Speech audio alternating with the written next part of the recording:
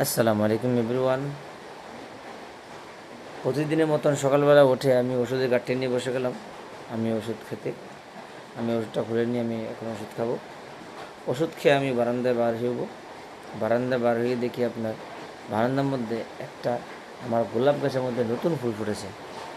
যে নতুন ফুলটা হচ্ছে আপনার এই যে এটা সাদা নতুন সাদা গোলাপ ফুল, এটা নতুন ফুটেছে।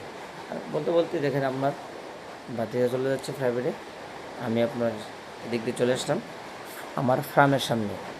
এখানে এসে দেখি একটা ওষুধি গাছ। ওষুধি গাছটা কি আমি আপনাদেরকে বলবো।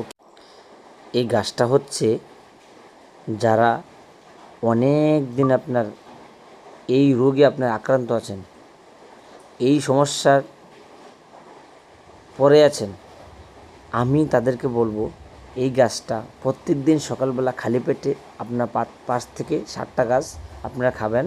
এটা একদম চিনি মতন মিষ্টি। খাইবেন।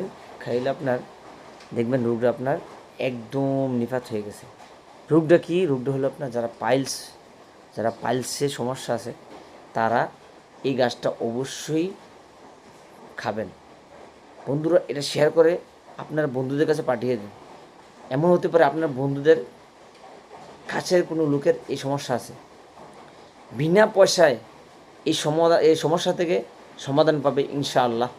আপনারা, আমার আত্মবিশ্বাস আছে আপনারা এই গাছটা যারা এই সমস্যার এই ভুক্তভোগী আছে তাদেরকে এই গাছটা দেখাই দিবেন। বলবেন প্রত্যেক দিন সকালবেলা খালি পেটে যাতে আপনার এই 5 থেকে 7টা গাছের মাথা খেয়ে ফেলে। এমন করে আপনার খেতে হবে 15 দিন। তো যারা পাইলসের সমস্যা আছেন তারা খেলে আপনার শুকিয়ে একদম পড়ে যাবে। বন্ধুরা, আমার মুরগির বাচ্চার বয়স আজকে আপনার 5 দিন। আলহামদুলিল্লাহ, আপনাদের দোয়া, আল্লাহর অশেষ রহমতে আমার মুরগির বাচ্চাগুলো এখনও সুস্থ আছে। শুধু একটু সমস্যা আছে, আজকে পানি নেই। এই পানি না থাকার কারণে একটু পরে পানি দিবে, দেওয়ার পরে সবগুলো একসাথে খাইতে যাবে। পানি খেতে গিয়ে আপনার পুরো শরীরটা ভিজে ফেলবে। এইটা আপনার একটা টেকনিক আছে কীভাবে মানে পানি খাওয়াতে হয়, আমি একদিন আপনাদেরকে দেখাবো সেই টেকনিকটা কী। বন্ধুরা, আমার ভিডিওটা যারা দেখেন তারা অবশ্যই একটা লাইক, একটা কমেন্ট, একটা শেয়ার করবেন। আমার পেজটাকে ফলো করবেন, আমার ইউটিউব চ্যানেলটাকে আপনারা সাবস্ক্রাইব করবেন অবশ্যই, এবং কি পাশে থাকা বেল আইকনটা বাজিয়ে দিবেন। তো বন্ধুরা, আমি আজকে ভিডিওটা এতটুকু পর্যন্ত থাক। দেখা হবে অন্য আরেকটা ভিডিওতে। বন্ধুরা, সুস্থ থাকবেন, ভালো থাকবেন।